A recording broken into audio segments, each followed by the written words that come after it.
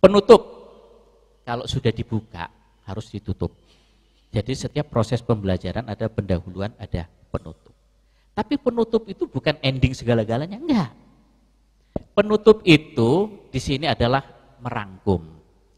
Jadi kita rangkum, kemudian ya, rangkuman itu kalau bisa menjadi simpul asosiasi bagi orang yang belajar.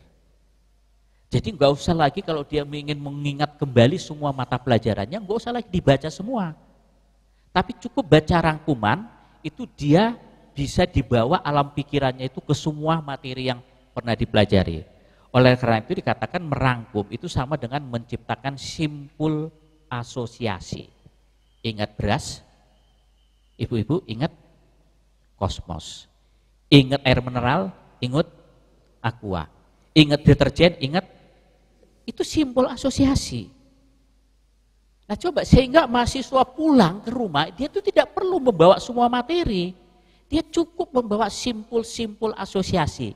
Simpul-simpul itulah yang nantinya akan menjadi simpul-simpul kenangan dalam pembelajaran. Kalau enak toh jadi dosen. Enak, siapa bilang jadi dosen itu enggak enak? Kalau enggak enak Bapak dan Ibu enggak mau jadi dosen. Nah, kalau sekarang masih menderita, ya itu masih nasib. Nah, belum, nanti kalau sudah menemukan trik-triknya Bapak dan Ibu, santai saja. Nah itu ya. Jadi kemudian ada tes formatif. Tes formatif ini untuk mengukur ketercapaian apakah tujuan yang kita rumuskan itu sudah tercapai atau belum. Kalau belum, apa yang menjadi penyebabnya? Nah ini nanti akan kita jadikan bahan reflektif untuk menemukan kendala-kendala yang menghambat sehingga tidak tercapainya tujuan-tujuan pembelajaran. Nah tidak tercapainya tujuan pembelajaran itu dari mana kita ketahui? Dari tes formatif yang kita berikan, capaian mahasiswa itu baru 50% misalnya ya. Berarti kan ada 50%, 50% ini coba kita lihat kontennya di mana aja. Nah pada bagian konten ini apa yang saya lakukan? Mungkin banyak yang salah. Nah itu nanti akan menjadi bahan reflektif. Nah bahan reflektif atau bahan refleksi inilah nanti yang memicu munculnya penelitian tindakan kelas. Nah kemudian masuk ke umpan balik dan tindak lanjut, artinya setiap kita melakukan pembelajaran, di akhir pembelajaran kita membangun prinsip readiness. Apa yang harus kita siapkan supaya minggu depan mahasiswa itu jauh lebih siap? Disuruh ngapain? Ya tadi seperti yang dikatakan Pak Rektor tadi, disuruh baca ini, suruh baca ini, suruh baca ini, tapi begitu masuk ke kelas ditanya, dibaca enggak? Enggak. Pertanyaannya kenapa enggak dibaca? Nah, apakah nyuruhnya salah? Apakah cara menyuruhnya salah? Mungkin juga cara menyuruhnya benar. Tetapi bagaimana supaya mereka buat? Nah, itu nanti juga harus kita pikirkan. Mungkin Bapak dan Ibu setiap akhir pembelajaran perlu dibangun satu LKM. Ada satu tugas terstruktur yang harus mereka isi. Mau tidak mau, mereka harus mengisi tugas terstruktur tadi. Jadi tidak hanya menyuruh, tetapi ada lembar-lembar tugas terstruktur yang harus mereka buat. Nah, sehingga bisa dikatakan, siapa yang tidak membuat lembar terstruktur, yang tidak mengisi lembar terstruktur tadi, atau LKM tadi, nah monggo silakan cuman berhenti di depan pintu saja, nggak usah masuk. Nggak usah masuk, karena itu adalah password untuk masuk ke dalam kelas. Mau nggak mau mereka harus buat kan gitu kan. Nah, yang penting buat, masalah benar atau salah itu urusan lain. Kalau udah benar ya nggak usah kuliah, kan gitu kan. Kalau udah benar semua ya nggak usah kuliah kan gitu, udah pinter kok kan gitu kan. Tapi kalau ada yang salah ya karena yang salah itu maka terjadi perkuliahan. Kalau sudah benar semua, ya, kita ini nggak ada jadi dosen. Setiap ngomong dikerjakan benar, semuanya benar, nggak jadi dosen kita. Tapi karena ada yang salah, makanya kita jadi dosen untuk benerin yang salah supaya jadi benar. Nah kemudian urutan yang kedua itu metode, media ya. Nah ini kalau kita lihat, tadi saya katakan ini kalau kita rangkum, ini relevansi, ya. Nah, deskripsi bagian pendahuluan tadi, kalau saya, Bapak dan Ibu sudah dapat soft copy-nya belum? Sudah ya. Jadi kalau saya misalnya ngomongnya bablas, lihat-lihat aja, Pak, kebablasan gitu ya. Jadi ini yang saya jelaskan tadi itu ya. Jadi sebetulnya ini, kalau ini kita lakukan, jadi dosen itu enak tenan, bener. Santai-santai, enggak usah ribet. Tapi ya tadi, ketidakkonsistenan kita, ketidakteraturan kita, jadi kita terkadang waktu masuk mengabaikan hal-hal ini. Ya, ini yang tadi sudah saya jelaskan ya, pemaparannya contoh-contoh ini. Jadi kalau mau kita lihat itu gitu, jadi latihan bukan tes. Nah contoh dan non contoh, ini sedikit saya ulang sedikit aja. Terkadang kita waktu membuat yang namanya non contoh, itu selalu berbeda sangat ekstrim. Sehingga tanpa mikir juga mahasiswa itu tahu. Misalnya gini, kalau dikatakan bukan contohnya kuda apa? Apa Bu, bukan contohnya kuda Bu? Sapi, benar. Terus ada yang lebih ekstrim lagi, bukan contohnya kuda apa? Ayam, benar. Kan benar kan, bukan contohnya kuda kan ayam, sapi. Tapi kalau ditanya, ada nggak keterlibatan kita berpikir untuk membedakan mana contoh, mana yang bukan contoh? Ya ada. Kalau itu tidak terjadi, maka belajar itu tidak akan menimbulkan kenangan.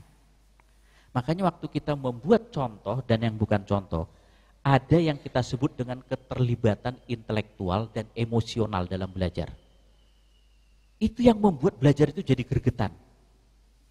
Nah kalau gitu bukan contohnya kuda apa? Supaya ada keterlibatan emosional. Apa Bu, kira-kira Bu? Supaya ada keterlibatan emosional, bukan contohnya kuda? Keledai. Coba sandingkan kuda dan keledai. Kemudian suruh amati jaraknya 20 meter. Kalau nggak berantem. Itu apa yang di samping kuda? Mungkin dengan cepat dia mengatakan anak kuda. Kenapa? Lebih kecil. Terus kita katakan, kayaknya enggak deh. Anak kuda, kamu lihat enggak? Itu kan lebih kecil. Bukan deh. Nah, terus antara bukan iya. Nah, kalau orang Jawa bilang ini engkel-engkelan ya. Ngeyel-ngeyelan. Emosi dia. Kamu itu. Nah, bahkan mungkin temannya ditonjok kali ya. Nah, itu emosional. Nah, supaya dia bisa membedakan kuda dan bukan kuda, harus ada keterlibatan intelektual. Dia tahu dulu karakteristik kuda seperti apa, karakteristik keledai seperti apa. Jadi gregetnya waktu kita ngajar itu seperti itu. Sehingga setiap mahasiswa itu pulang, dia itu mikir-mikir, iya ya. Ini yang bikin penasaran. Nah karena penasaran itulah mahasiswa itu ingin mengulang-ulang kembali peristiwa pembelajaran itu. Itu yang dikatakan pembelajaran yang menyenangkan. Tapi kalau enggak menyenangkan, jangan dipaksa, mereka akan mengulang. Dia bilang, ngelihat muka dosennya aja udah nek, apalagi dengerin mata kuliahnya. Tapi masuk juga, kenapa? Ya kalau enggak diambil nanti SKS-nya enggak cukup, ya enggak jadi sarjana. Nah, jadi jangan sampai seperti itu. Ya, bagian penutup yang tadi saya katakan, ini sudah ya. Terus pendekatan dalam pemilihan metode pembelajaran. Nah, nanti ini akan kita lakukan. Waktu kita nanti akan memilih berbagai macam metode di dalam penelitian tindakan kelas. Itu waktu kita memilih metode, itu bukan karena faktor kesenangan. Wah, saya senang dengan metode X, pokoknya ya metode X. Saya senang dengan metode ceramah, pokoknya metode ceramah enggak. Jadi di dalam pemilihan metode itu ada pendekatan, ya. Pendekatan dalam pemilihan metode itu kalau kita perlihat ada yang namanya metode itu cenderung kepada pendekatan expository, di mana metode yang kita gunakan itu lebih banyak menampilkan dominasi dosen di dalam perkuliahan.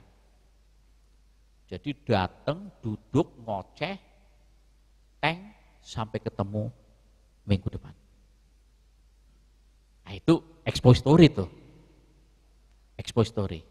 Bahkan mahasiswa mananya tunggu dulu, besok saja. Jadi nggak sempat. Nah, masih ada yang seperti itu. Nah, tapi kalau makin ke kanan itu discovery. Ini satu pendekatan di mana pembelajaran itu didominasi oleh mahasiswa. Jadi peran dosen di situ hanya fasilitator, cuman ngomong aja sebentar. Selanjutnya ya sudah, yang melaksanakan itu adalah mahasiswa. Nah, di antara expository dan discovery itu ada garis kontinum. Inilah rentang metode mulai dari yang namanya ceramah murni sampai yang namanya belajar mandiri. Semakin bisa kita mengarahkan mahasiswa itu ke belajar mandiri, maka pendekatannya semakin discovery. Saya tuh ingat ada dosen saya dulu itu, dosen fisika ini. Orang belajar fisika itu biasanya kalau nggak dengerin sampai meremelek itu susah. Tapi ternyata dia ngajar fisika itu paling gampang. Saya ngelihat dosen yang paling enak ngajar fisika seumur-umur saya dulu itu ya satu dosen itu. Satu saat dia pernah membawa apel besar, apel kecil, dilempar-lempar itu ke atas ke bawah sambil siul-siulan. Ya kita ngelihat ini dosen ini ngapain kan gitu kan. Nah terus besar apel kecil itu dilempar bersamaan ke atas, kemudian dia tangkap. Dia lemparkan satu pertanyaan, apel mana yang duluan jatuh, yang besar atau yang kecil? Diulang lagi, dilempar lagi. Apel mana yang duluan jatuh, yang besar atau yang kecil? Ribut, yang besar Pak, yang kecil. Dia tinggalkan apel ini, cuman dia katakan, buktikan. Pergi dia, 2 jam. Wah, tunggang langgang kita pergi ke perpustakaan nyari, semua dibongkar, tanya sana. Enak banget ya. Terus 2 jam dia celak datang. Bagaimana? Siapa yang mau memberikan pendapat? Kesimpulannya? Masuk satu. Pak, massa benda mempengaruhi kecepatan jatuh benda. Itu namanya hukum gravitasi. Sampai ketemu minggu depan. Enak ya jadi dosen kayak gitu ya? Enak banget jadi dosen kayak gitu. Tapi bukan berarti kita nggak belajar mati-matian. Tapi dia bisa menginspirasi kita untuk melakukan hal apapun, membuktikan yang tadi, apel mana yang duluan jatuh, yang besar atau yang kecil. Ternyata jawabannya bukan nggak bisa yang besar. Di dalam percobaan kita bereksperimen, kita gulung-gulung kertas yang gede, kemudian kita ambil batu yang kecil, kita lempar, ternyata batunya duluan jatuh. Berarti bukan besar kan? Kesimpulannya massa benda mempengaruhi kecepatan jatuh benda. Hukum gravitasi. Ya sudah dia bilang sampai ketemu minggu depan. Terus minggu depan ada lagi yang dia bawa, minggu depan ada lagi yang bawa. Setiap minggu itu menjadi dosen penantian. Kalau biasanya di mata kuliah yang lain kita berebut duduk di belakang, begitu dia masuk kita berebut duduk di depan. Dia nggak ngajarin kita kok. Dia cuma memfasilitasi kita supaya kita itu belajar selesai. Ya itu namanya dosen sebagai